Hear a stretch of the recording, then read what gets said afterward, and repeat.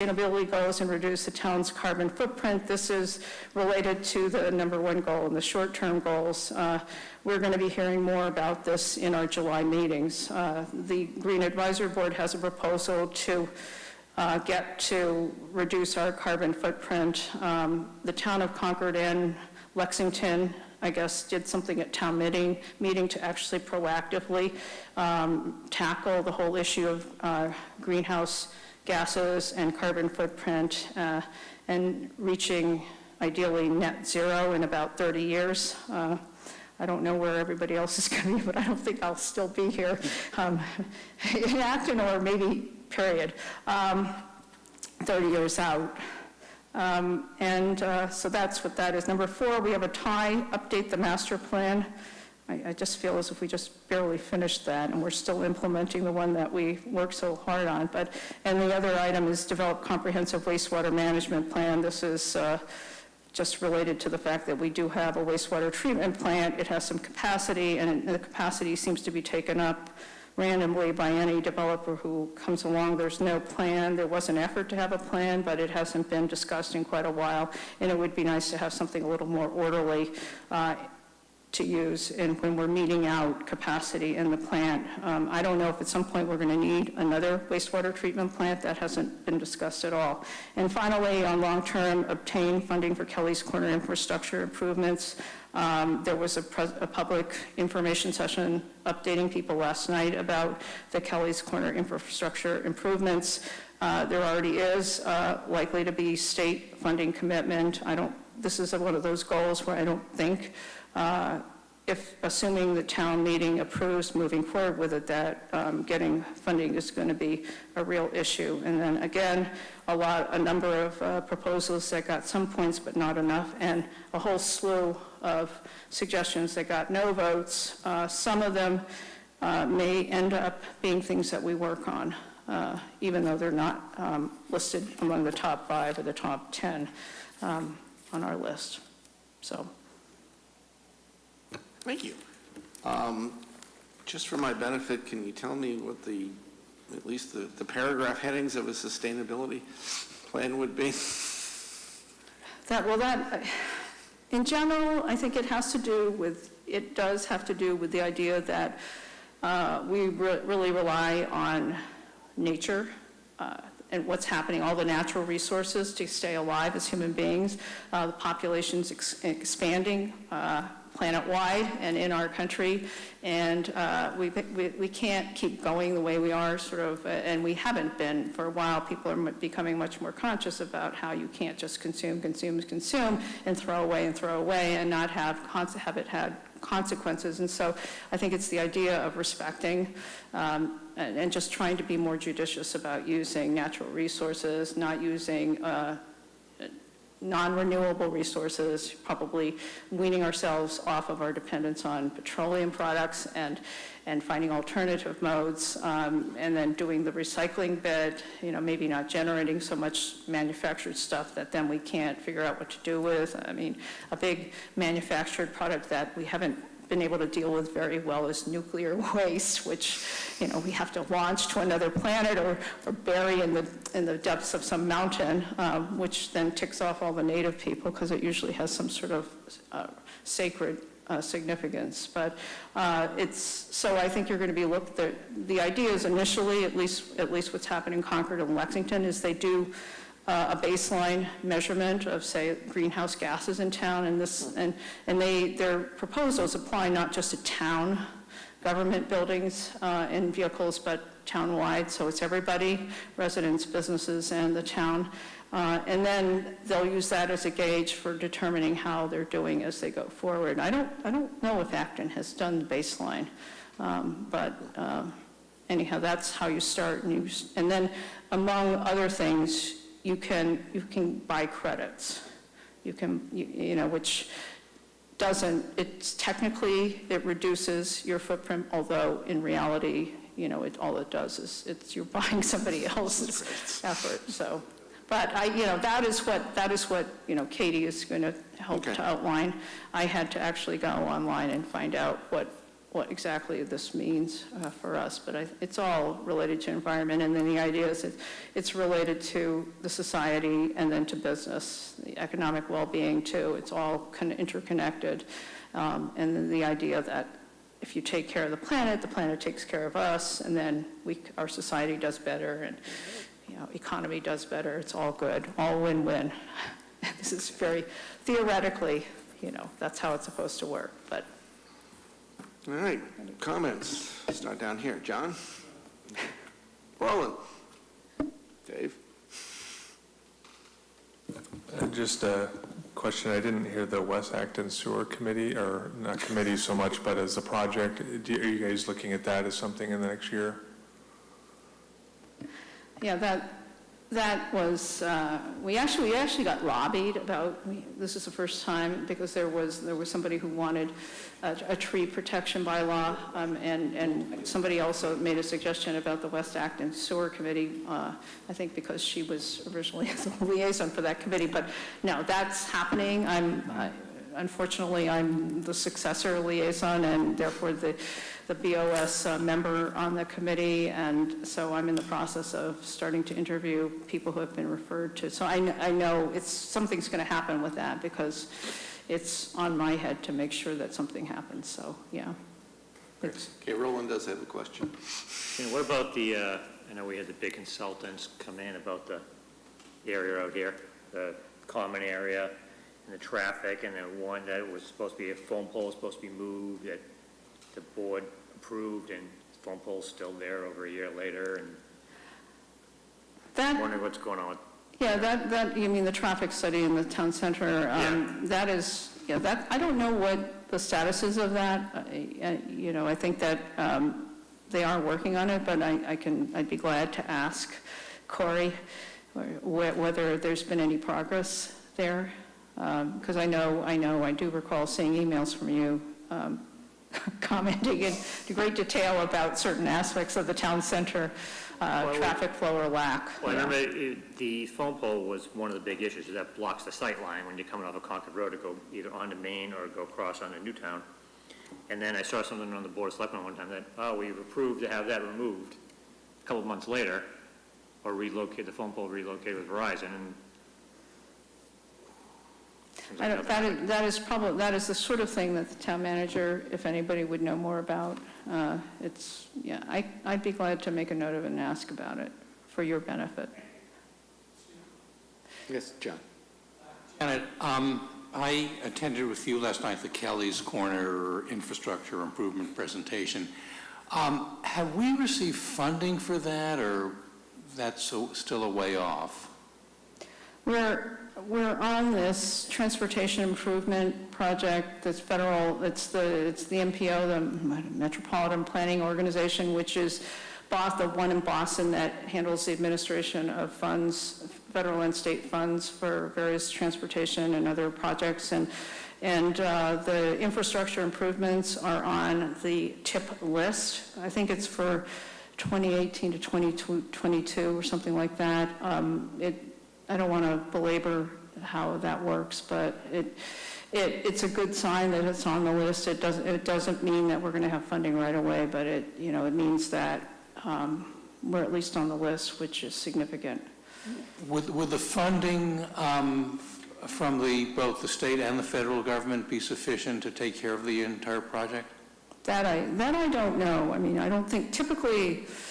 I think there's usually some sort of local contribution, but I don't know the details of that. Last night's presentation, as you saw, was supposed to be conceptual, although people had a lot of questions about things like the cost. But okay, I mean, all in all, it was a very good presentation, and I think people were heard, and all good. Thank you. Yep. Recollection, the last time something like this came up, John, the town was responsible for taking land easements and things like that. Everything else was going to be covered by the state or federal government. But have I got that right, Brian? That sounds correct, yeah. And I think the idea too was for them to get to, I think, a 25% plan design, I think, and then maybe some of the state or federal money kicked in. Well, We're going in order here. Great, thank you. Jason? Thank you. I don't remember seeing this list in years past, so this is really great. I'm glad you brought it forward for us to take a look at. Thank you. I did, not that I have any vote or say, but if there were two other things I'd just like to mention and suggest that I personally would love some more feedback on is there any thought to having a conversation about all of the different town properties, and if the original purpose for purchasing those town properties is no longer valid, what are we going to do with those town properties, or just continue to have them on the books? I don't know if that's part of the long-range plan, capital plan, but... Yeah, Steve can correct me if we've had a discussion about it and I just didn't hear it, but I don't think I think that probably at some point we'll have to talk about that sort of thing, but it was not a discussion among the selectmen. I do remember from the last FinCom meeting that you had raised a concern about that, and I think it's a valid concern. I think that there are other people who are wondering what we're going to do with. Well, I don't know if you're talking about land or if you're talking about buildings, because there are obviously some buildings that the town owns that are just sitting. all of the above would be fine yeah. with me. Yeah. And then just one other thing, and this is, I mentioned this last night as well, I've mentioned it in the past, and every time I'm told that it's way too expensive, I just continue to wonder if we could, when we do large infrastructure projects around the town, when we rip open streets for sewerage or water main replacements or complete roads, I would very much like for us to honestly give an opportunity, give a thought to bearing the utilities. So, and I understand that every time we ask about it, it's $1 million or $1.2 million a mile. I'm shocked at that price. And I can't help but wonder if that's the utilities not wanting to do it, so they just throw a nice big dollar sign out there. I would love it if we actually gave some attention to that, because if we're looking at how to make the town sustainable 30 years from now, we saw some pretty bad storms 5 years ago, and whether or not you believe climate change is man-made or not, the likelihood of more severe storms is a very real thing. In the interest of hardening our town, I would very much like us to put some effort into that. If the marginal cost of doing it when the road's already opened up, please let's put some effort into it. But thank you for letting me have the floor for a minute. I appreciate it. I mean, Concord, it's interesting that given the amount of hostility that the Nagog Pond project generated in Acton against Concord, a number of Concord's activities or ideas have been brought back. People in Acton are interested in them, like the tree protection bylaw, and then the whole sustainability issue is something that Concord has done. But something else that I know Concord was doing, I think several years ago anyway, they might have finished it, was trying to bring all of their lines underground. Of course, they have very deep pockets there, so maybe it's not such a big deal. But no, the other thing that has come up is the idea of, if you're going to open the road, can you just have everybody who needs to get in there just do it, so that we don't have the road patched, filled in, and then it gets paved over and all smoothed out, and then somebody else comes From your along lips and to God's ears on that one, thank you. Anyhow. I would just point out that Eversource listens to no power other than their own. Yeah, Kristen? I certainly don't have their ear, so. Mike, are you trying to get in the way? I have nothing. You don't have anything? Okay, Mike, you're up. Yeah, I think there are some interesting short-term, long-term goals, but, I'm concerned that, one of the things that was not addressed at all is that we talked about the environmental sustainability, but not the economic sustainability of the town. How difficult it is for young families or service workers to buy a home in the town of Acton, how difficult it is for the senior citizens, once they stop working, to stay in their home in Acton. Our tax rate, which is one of the highest in the state and continues to grow, at an unsustainable rate. And I just think there are issues that could be given a higher priority than sanctuary welcoming town issues and things of that nature. Also, issues like as was mentioned, West Acton sewer, that seems like it's is starting to become a roadblock to growth in West Acton Village. Companies can't expand or businesses can't locate there because of the sewer restrictions and things of that nature. And I just think, I'd almost want to see you guys go back and redo your list.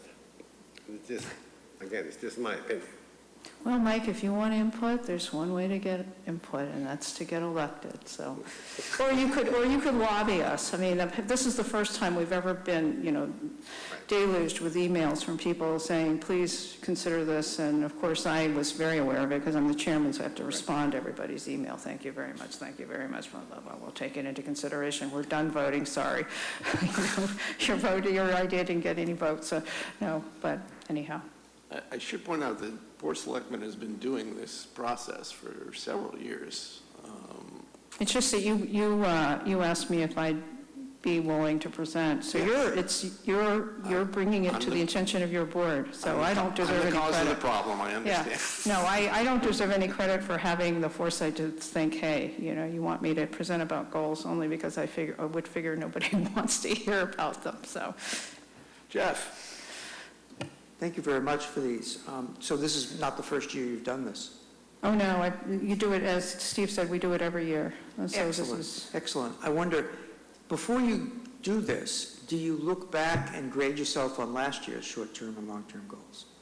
there have been years when the town manager has actually given us last year's goals annotated with how we did in progress. And as I said, or maybe I didn't say it, the goals list often is a guide for town manager and town staff as to what some of the things they're going to be working on in the coming year, because to be truthful, or maybe it's not a surprise to anybody, these wouldn't happen if we didn't have town staff to help or to do a lot of the doing. But sometimes that happens this year, and sometimes we also assign people as selectmen to be responsible for the goal.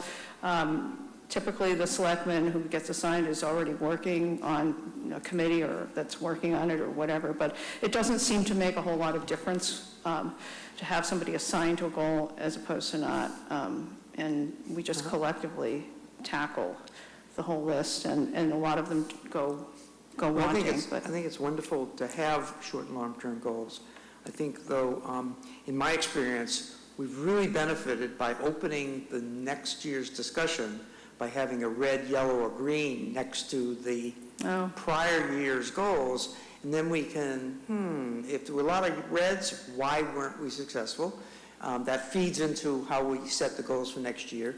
If there's yellows, it might be it's still a good goal, we didn't get to it, let's add it to the next year's goals so we don't, forget it. So it doesn't let us reset the clock and forget about our successes and parenthetically our failures, and so it's a nice way to start the conversation, I think. The other thing is, you mentioned that based on Mike's comments, economic sustainability is really, it's a tremendously underlining issue for the town. And although we don't think about it in those terms, the selectmen are constantly being lobbied about it, because constantly people are saying taxes are too high, and constantly people are saying, I want more of my benefits, and I want more of this, and I want more of that.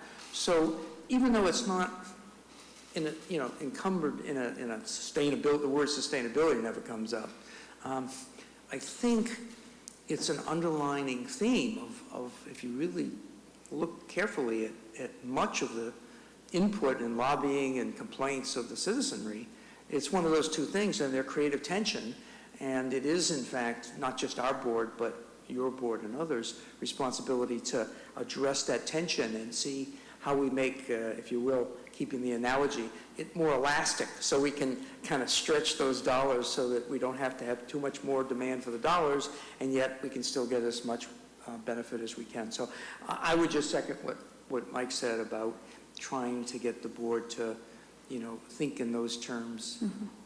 No, thank you. And I would add that we did get last year's goals, and so a number of us were, and I forgot my list. I had a nice typed list of goals, and I forgot it at home, so I was looking at last year's goals, and I thought, well, this one looks still pretty good.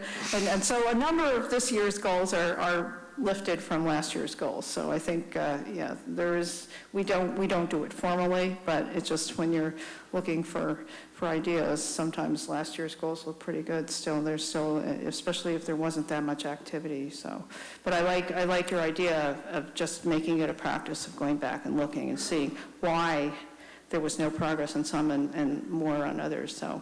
And yes, and fiscal and financial sustainability, economic sustainability is important. I don't know if what Katie and Green Acton are thinking about includes that. I mean, because it's Green Acton, they don't tend to worry about economics as much as some other groups might, but I think it's certainly something that the Board of Selectmen ought to be aware of when they're starting to think about that. So, but thank you.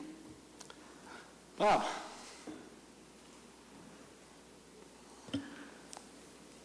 Thank you, John. It's nice to see these as it has been in the past.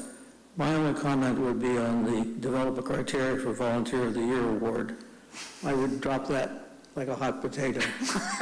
There are so many different people who volunteer in so many different capacities, some for short periods of very effective use, some for long periods of effective use. I think it would be an almost impossible task. And I think it's one thing to have the awards for your employees and for your public safety personnel, because that's a fairly narrowly defined topic. But Volunteer of the Year award in Acton is just, it's immense. I think it would be a mistake. I didn't vote for all of the goals, so, and that wasn't one of my suggestions, so, yeah, I hear you. Mr. McMullen, do you have any suggestions? No, okay. Are you allowed to? No. Well, thank you, Janet. The other thing we all have to keep in mind is this list is as long as and as comprehensive as it is presupposes that absolutely nothing unanticipated will happen this year that the selectmen will have to deal with. Yeah, I'm wondering what this year's unpleasant surprise is going to be. There always is one. It's, what is it, your former colleague, Bill Mullen? He said every year is like a snowflake, and I think he was talking about financial issues, but I think every year is like a snowflake in that we always have some uniquely bothersome issue that sucks all the wind out of the room and all that. So anyhow, thank you very much for hearing me out. Jason, are you ready to talk about the point of view, or you want me to kill time for a while? Oh, it's as unbaked as it's going to be. That's why I'm glad it's a committee and I can get feedback on my unfinished homework and try and make it better for next time. So being quite honest, this is a draft .01. I've kept the same general format as last year. I did update this slide mildly to point out the actual date of the last credit watch. There was an inaccuracy about the current debt. It is actually going to be currently said to be fully retired in 2031.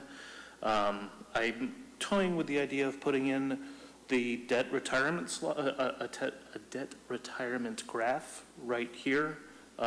If anyone else thinks that's a good idea, or if I should just leave it as amorphous due to be fully retired by 2031. Any takers? Yes, no? Too much information? Let it go.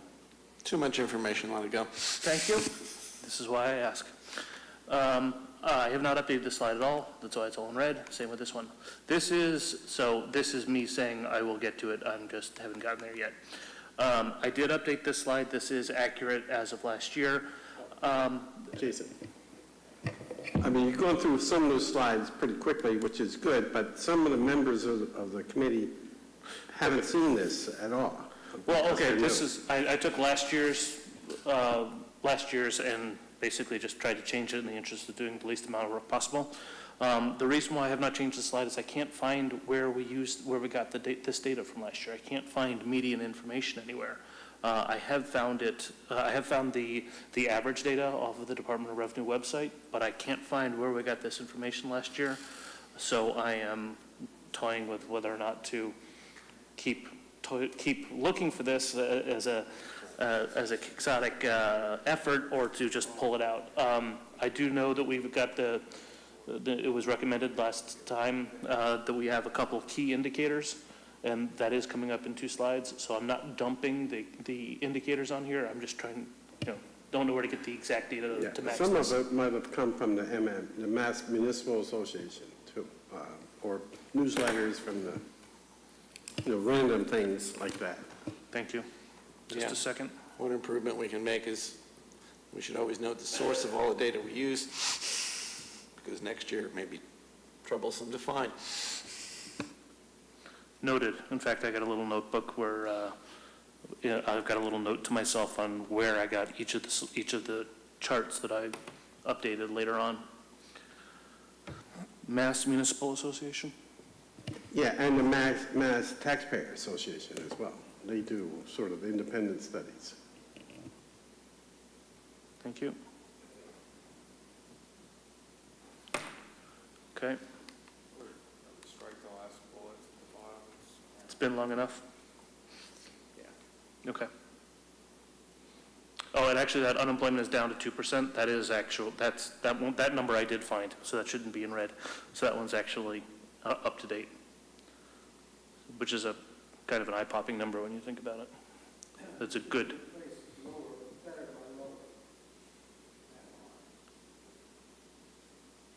Okay. Fair enough. Good to know. We'll do that.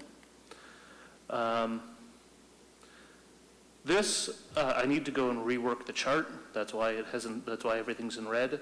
Although substantively, what is said at the bottom, I might wordsmith it a little differently, but I am planning on keeping the spirit of this slide, trying to shine some more light on the topic of turnbacks. I think the bottom bullet sounds a little antagonistic. I'm actually inclined to go a little farther and try and list out the 3 things that Brian and his ilk refused to let us forecast against. It's not Brian. No, I'm blaming Brian. Yes. 2 things. I'm used to seeing things that I can mull over and then bring back comments, but I don't know how this relates to the open meeting law of getting things ahead of time to then look at and be able to make suggestions. So, Point taken. I should have sent this out a couple of days ago and say don't comment on it until we're at the meeting. But honestly, I was in Pennsylvania all week last week. I didn't get back until late on Sunday. so it is okay to get it as long It's as okay you to get don't- it, you just can't comment on it. Write down all your notes and wait for the next meeting. So I should have done that, but being out of town all week last week, And I so just didn't get to it. Another, Jeff, this is the first step in putting the document together. We'll have a couple more meetings at least to Yep. chew on it. Last year, we didn't ratify it until December. And in between, Jason will put out a version 2? A 1.0, a 1.0 draft, rather than a .01 draft. But just, my only, you could provide him feedback directly. That's not in violation of the law. It's just a number of people that would be looking at that information that you send him. excellent. Don't one of the- ever reply all to anything that comes. I learned that. I know that piece. The other comment I have is, I try to separate out facts from information. And so in general, if we have an audience that is real detail-oriented, we do the fact, like it was 1,987,942, and that was the fact. But if we want to just get somebody information at the highest level, gee, we budgeted 2 million, 0, we came in at 1.9, we were close, kind of thing. And I think if we're trying to show this to the general citizen, we want to give them information which says, we're pretty close on these things, as opposed to having them try and figure out, were we close, because they have to read 7 numbers versus 7 numbers. And it's an eye chart, it's more difficult to do. So I encourage us to be at a much summary level for general big people, big Okay. slides like that. Point taken, because we are doing two documents as our point of view. We're doing this set of slides, which is meant to be what we use on when we go do the outreach at the Council on Aging and the different schools, and whoever else is willing to have us come and talk to them for half an hour about our point of view. With your feedback, if there's other nodding heads, my plan is to be more high level in the slides and more fact-based in the two-pager. Sound about right? Yeah. Great. Give me just 1 second. Sorry, I don't want to hijack your meeting. Just want to get this open. Okay. So, tax rate by town, this was in last year's presentation. This is the updated data with the exact same set of towns from last year in the interest of being apples to apples. My question is this one of the 3 or 4 key economic indicators that we really want to have out there? Because this number fluctuates, in my opinion, somewhat in a vacuum. You know, you may have a tax rate of $15 in Weston, but you can't buy a house for under $2 million. So is this really one of the 3 or 4 key pieces of data that we want to be hanging our hat on? I put it in here specifically so as last year, and I was trying to do apples to apples. My question is this one of the indicators we want to bring forward? Yeah, I would be, very careful about that, because it has to have a context to it, and not just we have the highest tax rate of these surrounding, communities, and why is Concord's $14? Why is ours $19? So I think we've got to be, really careful. Yeah, I'm a little leery of tax rates. I prefer to look at average single-family tax bills or something that's more comparable from community to community. But even the basket of services, is not the same from community to community. So, the tax rate's a good conversation starter, but I'm not sure how much. I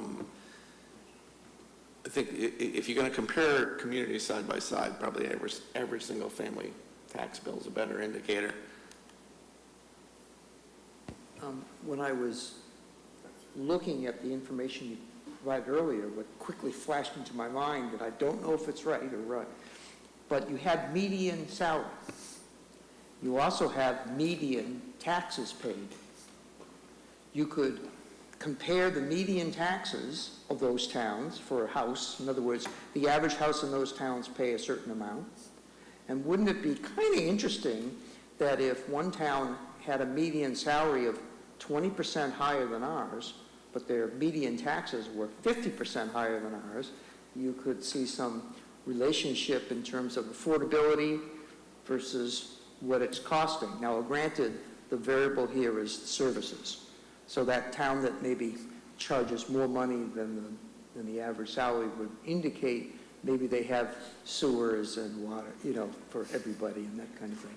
But it would address, an affordability matrix. So if the median house here is X dollars and Concord is 2X in terms of dollars, but their salaries are 2X, then you can say, well, they can afford it, and that's why it is what it is. I mean, again, it's subject to finding the data, but you could do a comparison between the average single-family tax bill and the average household income, if you could find the data that would get to the point about affordability across the spectrum of communities.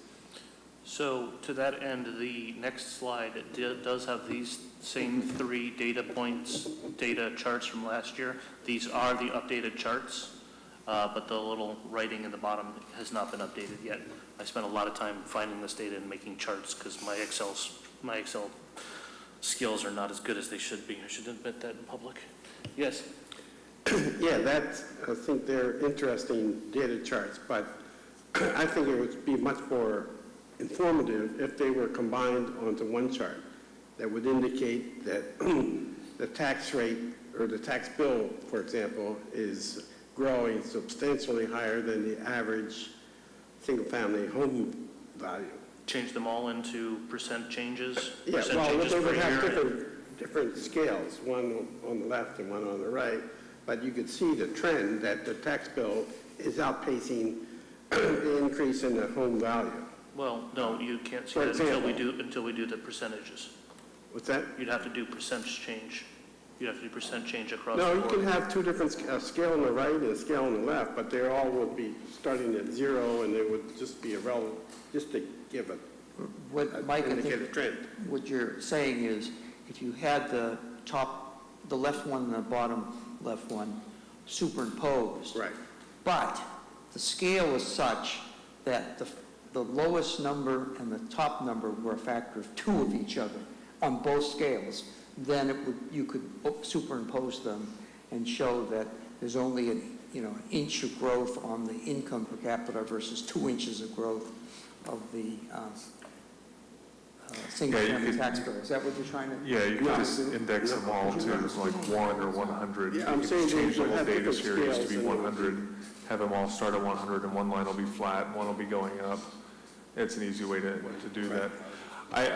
The prior chart on the tax rate, I like it just from the perspective of it is just, it's one simple number. If you get into slicing and dicing it too much, I think anybody's attention span's going to say, oh, well, they do have sewers, they do have this, they do have that, or whatever. But I think that, so you're talking about this one. I don't see a value in this number. I really don't see a value in this number. Because if you look at the, if you go take a look at Wellesley, I'm going to pick on here. If you take Wellesley, you're not going to find a $400,000 house in Wellesley. So the tax rate that they pay, at Well, you could $12 choose towns with just comparable. Well, that's what we've been trying to do. These are the towns to compare ourselves against in the comparative And then you studies. could start the left axis at 10 instead of 0. All right, there'll be time for everybody to participate in putting this document together. But first, we have to get the substance. If that, rate charts really don't mean anything unless they're compared to something else or more relevant. Like if this chart would be more relevant if it compared to the state average, or there's an average for Middlesex County, for example, that would regionalize the tax rates. I think it would just give a better perspective if it was compared to, instead of each other town, but the state average or a county average.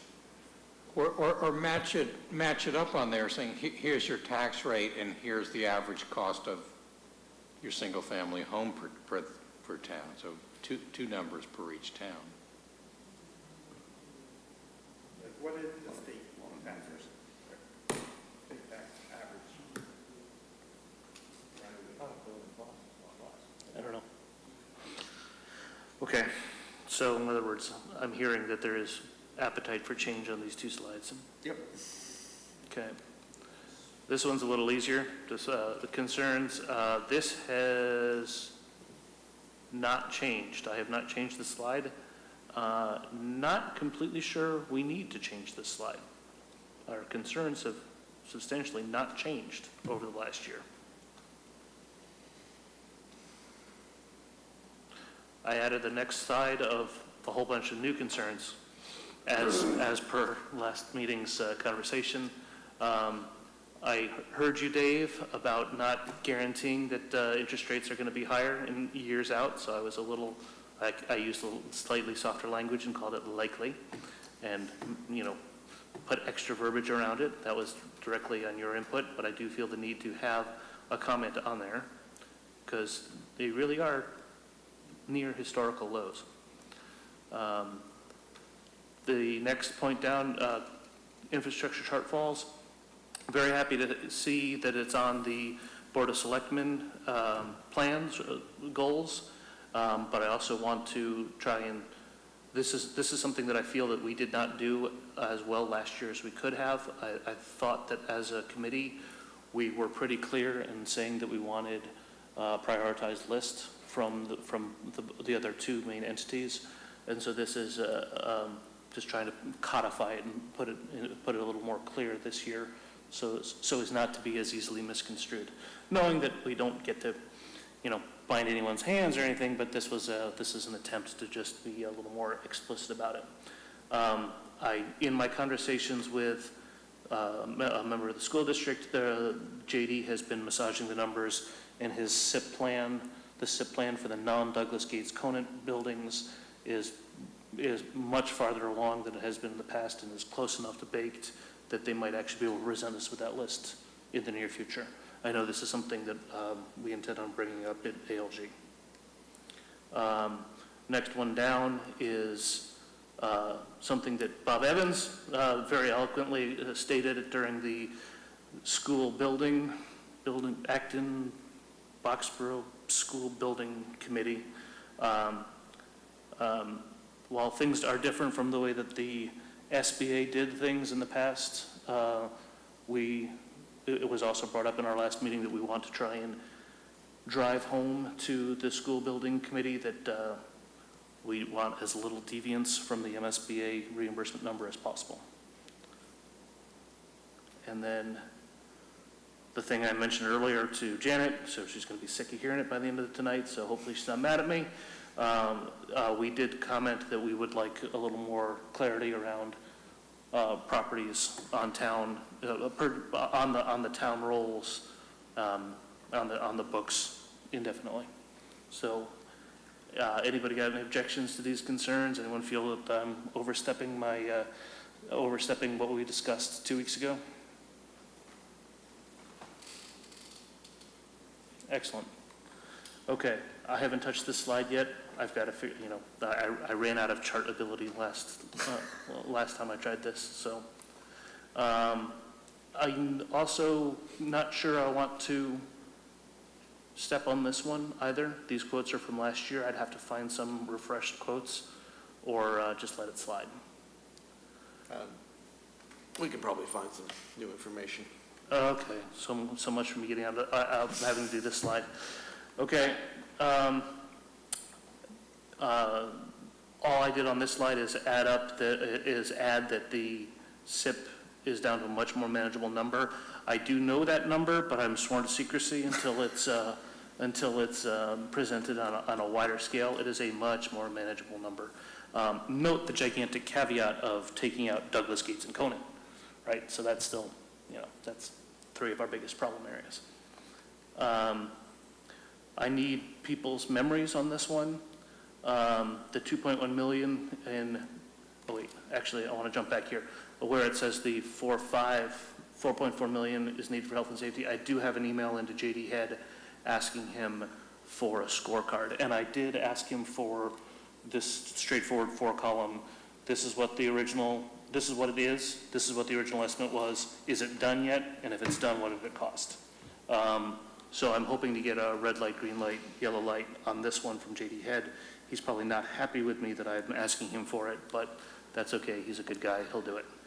The 4.4 million included a lot of Douglas Gates and Conant items. So well, and even those, the sad reality is, even if those are Douglas Gates and Conant, since none of those buildings are going to be offline in the next 6 years, we probably have to do a fair chunk of them anyway. So we need to know where that stands. On the town side, so, call and response, did the schools, now we're doing the town, right? The 2.1 million was called out in the original assessment. I don't believe that the library roof was part of that 2.1 million, and that was the largest capital expense that we did last year. Did any of this 2.1 million in need get addressed in the last year? Does anyone remember? Not substantially, but some items have been addressed. So we would have to update the 2.1 million. And who do I I'll take care of follow that. up? I'll take care of that. Excellent. I foisted something off on Steve. Good. Okay, great. So what I would like, Steve, is what that new number is, and then if we, in the interest of actually saying when good things are done as well, let's list out what was done so that we can say, hey, yay, we did it. Okay. On to the recommendations.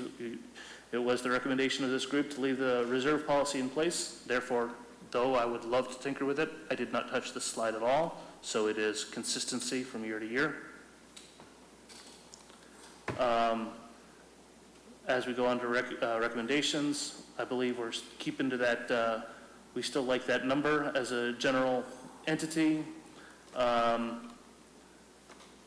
We obviously, this next line about the need for an operating override may have to change. We'll have to see in the near future.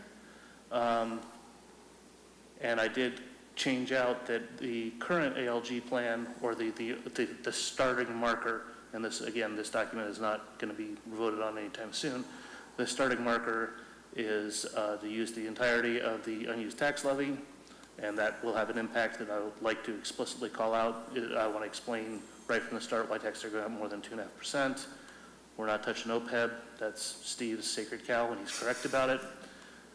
Near-term capital needs must be addressed. Again, I'm beating my chest saying I want the prioritized list from the two places. I'm going to clean up this language and make it a little nicer, because that's more blunt than I wish for it to be. The reserves use. I think this is going to have to get worked out very, very soon. Steve mentioned this 2 weeks ago. I do have the spreadsheet that Steve sent out here if anyone wants to review it quickly. The current number is 1.3, but that's probably going to change relatively quickly here.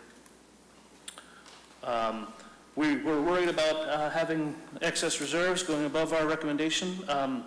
I believe that's not likely to be a problem this year. Should we pull this line entirely from this presentation? Well, I don't know where the Board of Selectmen are on it, but I believe last year the town manager kind of concurred with our 3% of the total spending as a floor.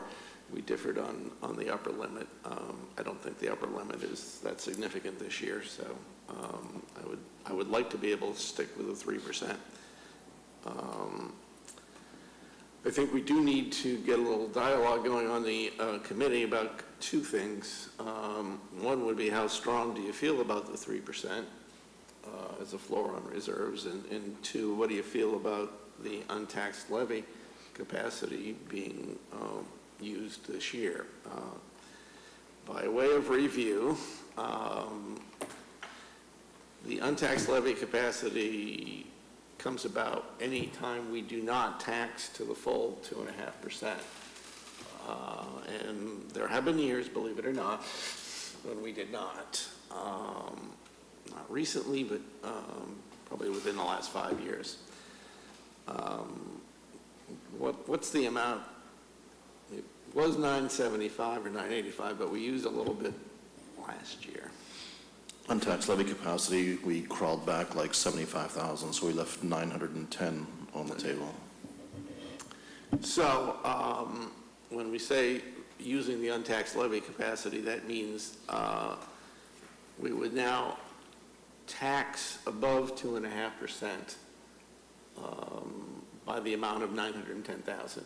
And that would not require a formal override, because essentially it's just picking up taxation that you deferred in the past. That result of it usually is, instead of looking at a 2.5% increase in taxes, the taxpayers will be looking at maybe a 3.5% to 4% increase in taxes. So that is one issue that we will have to address at ALG fairly soon, I'm thinking. So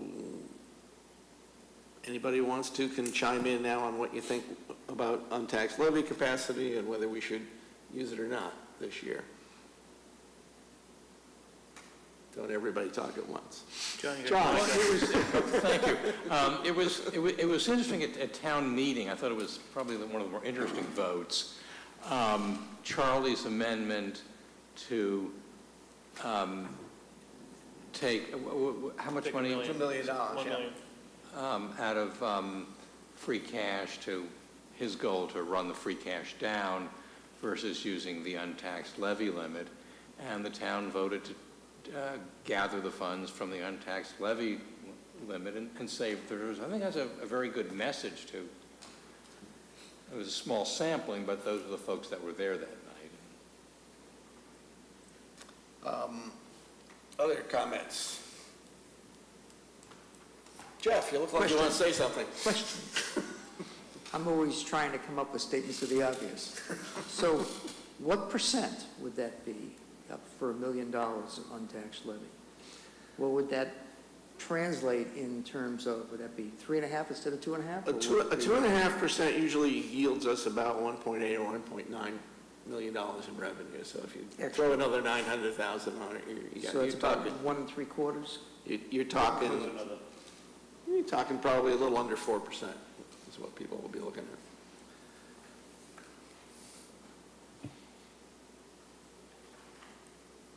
My concern in using it or not is looking at your spreadsheet, and of course, this is your dire worst-case scenario spreadsheet that you've been ridiculed for in the past. Even using all of the untaxed levy capacity, we're still going to be below our 3% floor at the end of next year. Well, that's the other thing that I want to get some feedback on. So if I just Sure. take my 10 seconds here, I would, since we know we have major capital expenses coming up, and Dave, you can cringe now because I'm going to say what I always say, since we have major capital expenditures coming up, I would much rather we protect the reserves a little bit until after we take out the bond that we're going to need to take out in the next 2 years, so that we can maintain it at a low borrowing rate as possible. And then I'm going to be a little more open to going below the 3% floor that we've established. Well, at great expense, we've imported a bond analyst. And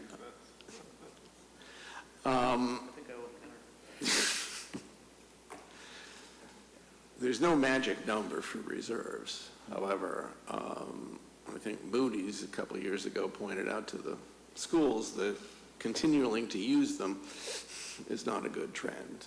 I believe Moody's said the same thing to the state about their reserve use. Now, we may have good purposes to put reserve use too, but the trend is going to look like we use more and more reserves every year, and what used to be a 6 or 7% reserve position is going to look like a 3% reserve position. So my question to you, Dave, is how do analysts look at that? So I've spoken, I have there's some muni analysts who work in my group at work, and I spoke with them on a number of occasions about how they generally look at townships and smaller communities, and one thing they always point to is pension liabilities, is OPEB, is how unfunded these are, and obviously we're in the Middlesex retirement system as well as the OPEB liabilities are pretty well understood. So those are more like the headline grabbing numbers that I think analysts, at least in my office, would gravitate towards initially. Now, reserves as a percentage of the budget, Moody's has like very particular ways they calculate and add these up, and they're not going to really, Brian, you can correct me if I'm wrong, but I don't think they're really reflected in how we discuss them on a day-to-day basis here. So it's a different number. So if we say 3% or 6%, their numbers could be 10 or 12 or 15%, and it's because they'll have a bunch of different things that they may add in to actually get to these metrics. And then it's one metric in a whole laundry list of them that's important, but there's 6 or 8 of them that are important, and a bunch of other higher level things, including they look at the towns, like I think S&P is one that always comments on how well managed the town is and how the town has a financial plan, and it's a wealthy town. So that's another thing I should mention, is the wealth levels is very important when people look at towns. Like, how much could you raise taxes if you really need to sustain whatever debt load you have? So Acton, despite the untaxed levy, could raise taxes quite high because it's a relatively wealthier town, similar to a lot of our peers. So those are the bigger things, but I don't think you really want to get hung up on one individual metric. I think the way, just my personal opinion, is the way we look at it is certainly constructive, and it's what we need to sort of look at the budget, but it is not how they look at it, and it's one of many metrics. And so But on the other hand, to the point of the schools, and I mean, they have consistently used reserves, and Moody's put them on a negative watch 3 years, 2.5 years ago. And they could see that, but it depends on how they look at that number. So I'd have to get back to you on actually what their math is to calculate that. We could say we went from 9% to 6 to 3. Oh no, and they could say, well, you've been at 11% the whole time. What are you talking about? I'll get back to you on that, and I know you had some other answers on some of that stuff, but yeah, it's not a simple thing, but it is important. But the fact that we're having the discussion, I think, is viewed favorably because we're constructively looking at the town's finances and forecasts and so on and so forth. Thanks. It's always good to have somebody that knows what they're talking about at one of these meetings. So, from my position, if we give in on the 3%, now we'll be at 0% before long. So I think we have to draw a line at some point. At the moment, I'm comfortable with the 3. Is anybody not comfortable with 3%? It just said, when we talked about Charlie Cadlick's amendment, part of my logic in voting to use the reserves was that we did just agree to purchase the River Street property and the Walker property, and these are sizable things, and so I viewed it a little bit as the cash burning a hole in our pocket. I understand the opposite side of that is we want to have good reserves and credit ratings and so on and so forth, of course. But, there's other options out there for raising funds, is the Walker property, is the CPC funds for River Street and so on, and not doing additional land purchases that have yet to happen that may be 500 or 800 or whatever that we don't know of, but that will be ultimately an emergency that we have to do at some specific time. So, I think we just need to have more context around this. Is just when we think about where the money is coming from and where it may go in the future, we would want to be cognizant that cash will flow out or it could flow in. Okay, thanks. I suppose Moody's may count the value of land that we hold. It's not exactly liquid, but it is an asset. What other feedback are you looking for, Jason? Last slide. Okay. These are the key conclusions. The top two major bullet points were left over from last year. And then I do want to just point out, we as a town are about to experience some serious change in leadership. So this is Mr. Ledoux's last year. We're going to have at least one new superintendent in the next year, could be 2. And there's a new finance director who was voted in on the 22nd, so he officially starts on July 1st. So there is change of foot in the town, and I do want to make sure we mention that in our presentation. So my first question of feedback is, did I break Bob Evans' rule, and did I throw the kitchen sink in the presentation? Bob, you'd have to be the one to comment on that. It's not too much, okay. Sounds like I need to spend a little more time on the charts to make them a little more relevant. I will get that done, hopefully, in the very near future. Great, thank you. You can work over the 4th of July. What's that? You can work over the 4th of July. There you go. There you go. Does this feel like the type of presentation that we're going to be able to deliver to the Council on Aging, to the different school PTSOs? Is this, do I need comics? Do you throw a Dilbert in here and there? Yeah, it's following the same format we used last year, and those presentations were actually pretty successful. So, yeah, it needs some work, but we've got time. Okay. Any other comments?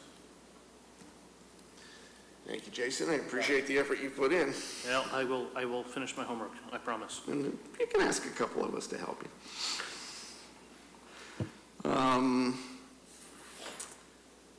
Don't believe we have any minutes. one set behind. Okay, that's all right. Passed for today. Bob, is there something you wanted to say? Thank you, Mr. Chairman.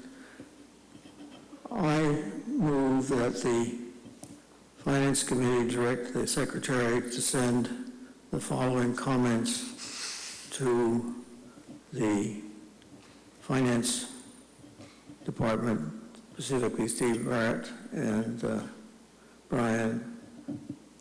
The comment is, the Finance Committee commends the Finance Department for receiving the Certificate of Achievement for Excellence in Financial Reporting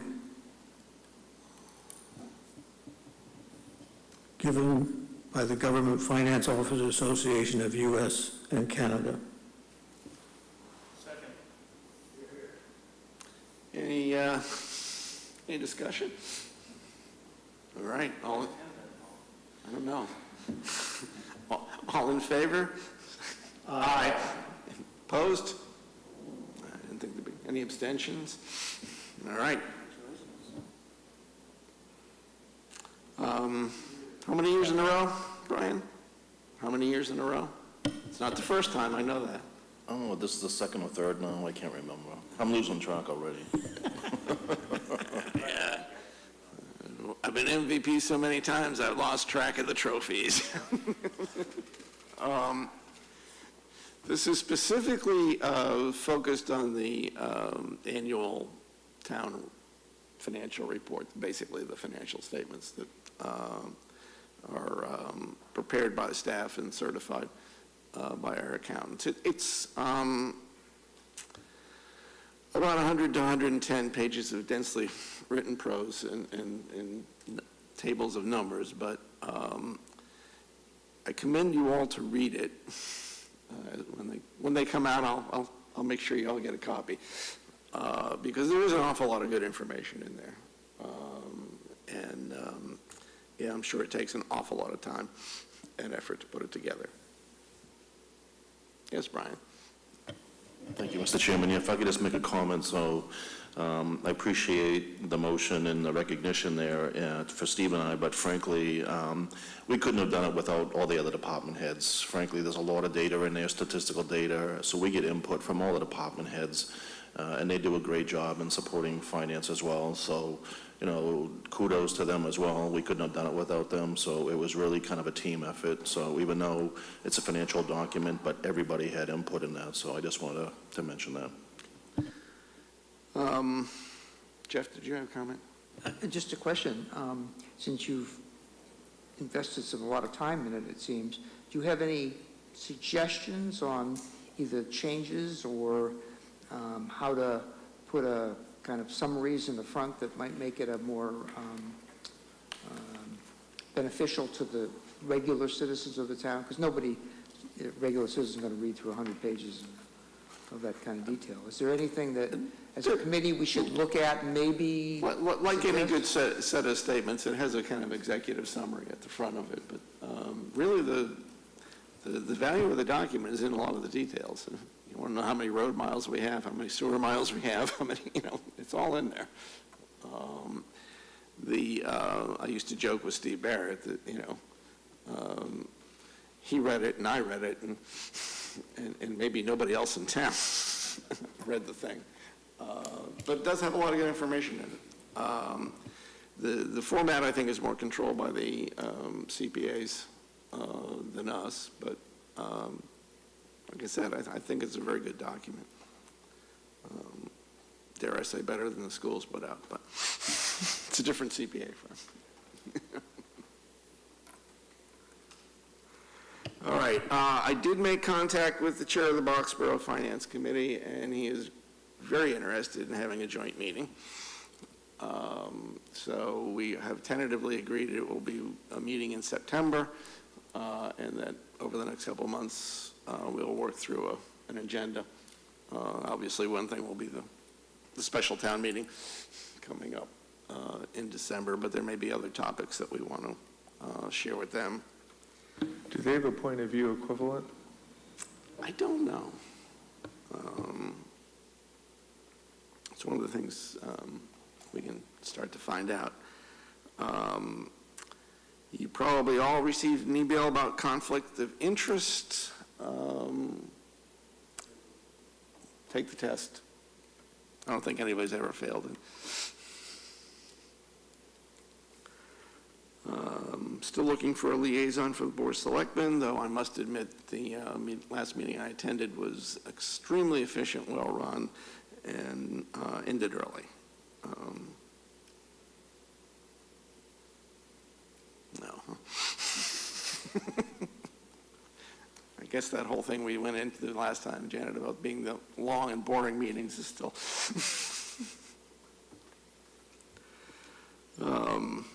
Okay, committee reports.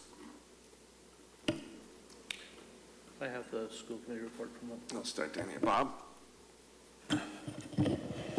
The Health Insurance Trust met a few days ago, and we approved a new contract for stop-loss insurance, which will cost us $641,054. It's a decline of 6.12% from the preceding year, largely reflecting the success of our employees and retirees in staying healthy. At the moment, through 11 months of the fiscal year, the trust shows a yearly profit of $2,033,000. This reflects an increase in revenue of about $366,000 and a decline of expenses of $1.5 million. So the profit is really based upon people staying healthy, and as long as that continues, the rates can be held to modest increases. But $1.5 million, as you know by reading the newspaper about excessive costs of single individuals who get sick, can disappear fairly quickly, although we're protected after $125,000 on an individual case by the stop-loss insurance. So that's where the stop-loss kicks in. Okay. Well, that's good news. Mike? Well, two things from the Economic Development Council. Tomorrow evening in this very room will be a public forum to talk about the Main Street property, the so-called Walker property, where some viable options will be presented, and it's an opportunity for the community to give feedback and sort of vote on their preferences or how they would like to see that project move forward. And it'd be nice if the Finance Committee was represented. I'm sure they don't have anything else to do on a Wednesday night. What time is it? 7 o'clock in this room. Item 2 is Minuteman. Construction is moving forward, at least construction plans. The Lincoln has approved their permit. The foundation permit proposal will be going forward for at least a partial foundation permit on Friday. They're meeting with the Lexington Planning Board soon. And the major milestone is the MSBA 60% design documents will be submitted on July the 11th. And so far, it looks like the numbers are good, within 2% of our estimates so far. And the numbers we know are going to be real because the steel and concrete bids will be in the day before on July the 10th. And 2% is, they've looked at that from a reconciliation point of view and know already identified factors that would reconcile those differences to get it back on budget. The other thing that you need to know about MSBA, if you submit a document or a budget or an expense that's not within that budget that was agreed to, don't even bother to submit it because it won't be accepted. It has to be, own budget or, don't submit it at all because it won't be covered. Okay. Jason? There was a school committee meeting on the 22nd. Actually, before I run to that, there was a working group subcommittee meeting that I was unable to, of the school building committee, that I was unable to attend because it was while I was out of town. Christine was at the committee, so she can give us an update next time. The school committee meeting of the 22nd, a couple things to note just to bring to everyone's attention. There is a recommendation, I don't believe it was adopted, I don't believe it definitely could not have been adopted, but there's a recommendation to take the before and after school programs at Douglas and Miriam and any other pre and after school programs and have them be run by the community ed group to pool those funds plus the funds that the district already spends for classroom assistance to make it so that every classroom would have a 12-hour per week classroom assistant, the objective being to provide a minimum level of service to every classroom. This would not preclude the PTSO, depending on the school, of augmenting the classroom assistance on a per school basis, but the thought was to make sure there was a minimum level that was granted to every classroom in the district. So that's worth noting. Claire Janot commented that there was favorable revenue updates and a couple of other relatively large numbers that she rattled off very quickly. The only one that I caught was $777,000 in favorable revenue and $298,000 in unspent expenses. So $1 million. That's $1 million, and that's pretty awesome. So we'll see what that does to the EMD number at the end of the year, but that had my ears perked because it sounded a lot like the $1.2 million that's needed for the design funding. But I could just be making a logical leap here that is unfounded. The enrollment numbers, because I am preoccupied with enrollment numbers. The original projection was 298. The current enrolled is 343. That was enough. Being off by 45 was enough to trigger a new classroom. The way they've added the new classroom is of note. They are adding a half-day kindergarten, which will go into McT. What that building, the way they're accommodating that is they are evicting the learning center that is currently in what used to be the computer lab. So the room that was the computer lab became the learning center, and now that is being evicted, and the computer lab is now going to be new half-day K, and the learning centers are going to be in a newly constructed makeshift classroom that's in the back of the faculty dining room. They're going to put up a wall in the faculty dining room to create 2 new learning centers to accommodate the eviction from the computer lab. The demographers say that the unexpected rise in kindergarten enrollment was due to unexpectedly rapid turnover of real estate. I will not say anything further on this topic. Okay. Skipping that. Skipping that.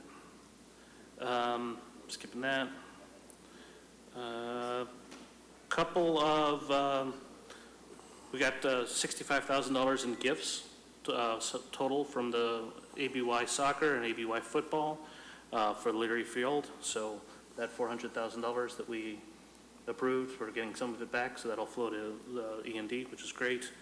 And do I want to say anything else on this? Nope, that's all I feel like saying about the meeting on the 22nd. The Board of Selectmen met on the 19th. I want to say one more item, since it's talking about schools.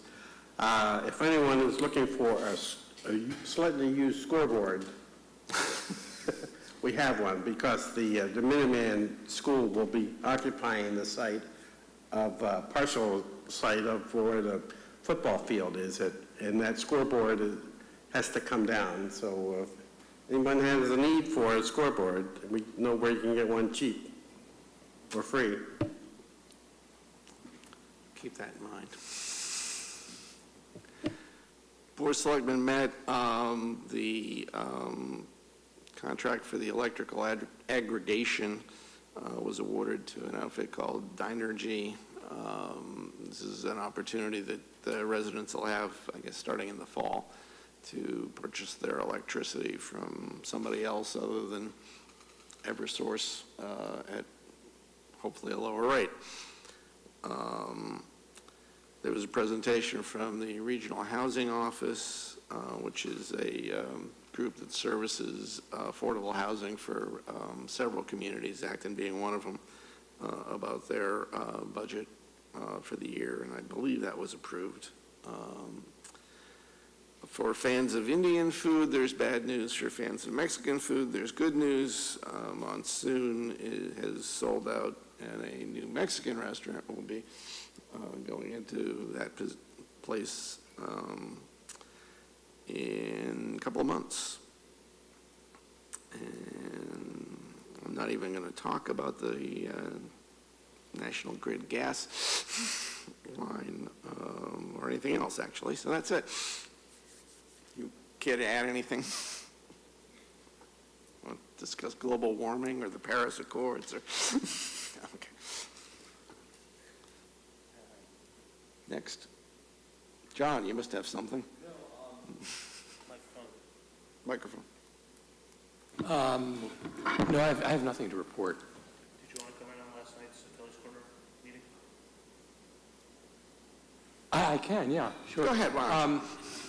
It was a presentation by the design firm, and what it would entail is on 111, no, let's see, on 111, you'd have an expanded roadway with certain islands to turn left into the schools.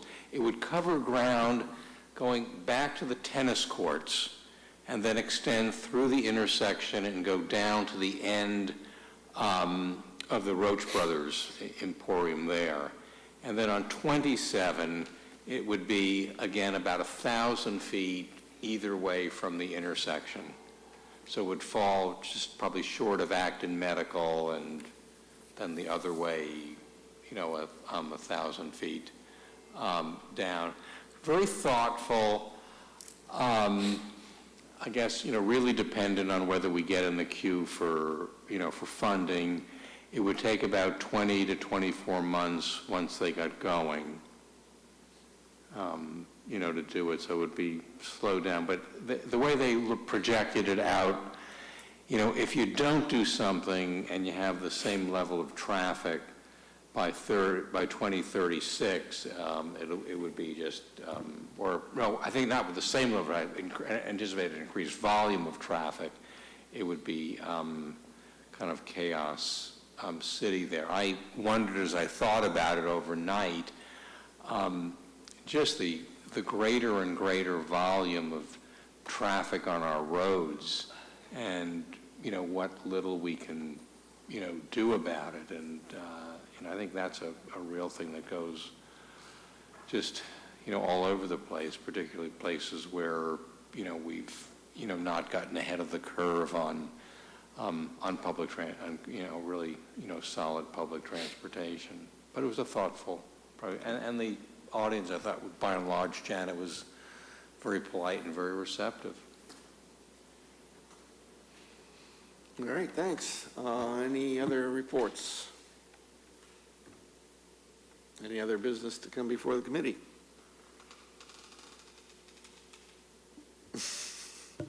Recognize Christie. Motion to adjourn. Second. All in favor? Aye.